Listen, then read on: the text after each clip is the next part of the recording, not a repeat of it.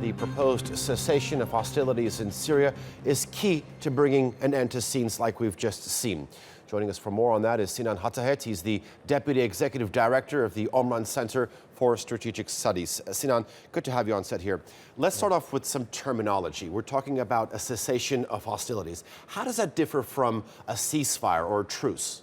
Well, the main difference is that, first of all, it is not dependable on a political advancement on the scenery. So, whereas in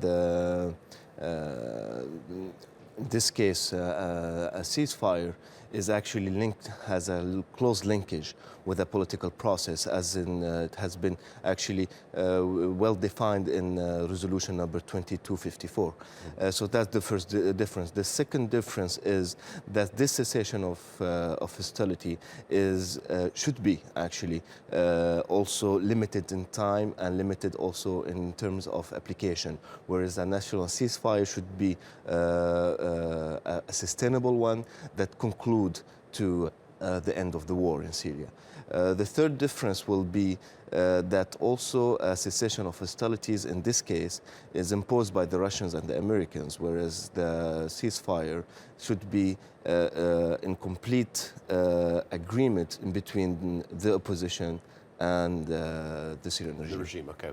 Now, when you look at this cessation of hostilities, there are several groups which are actually excluded, al-Nusra and Daesh being the two most important. When you look at the battlefield in Syria, it's a very complex one. It includes the delivery of humanitarian aid. How are the groups going to coordinate this when you look at how complex the battlefield is?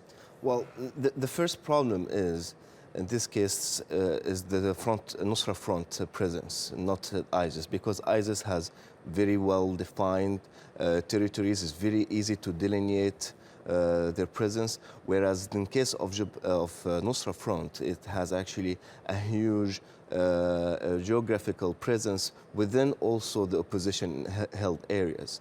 So in this case, especially in the north, we will witness most probably the continuity of the Russian airstrikes against the opposition, and hence a very difficult also access to humanitarian aid.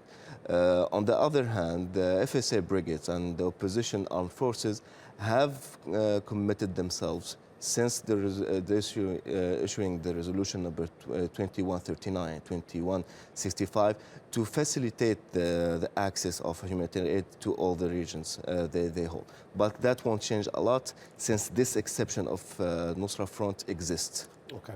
Sinan Hatahet from the Omran Center for Strategic Studies, we thank you for that analysis.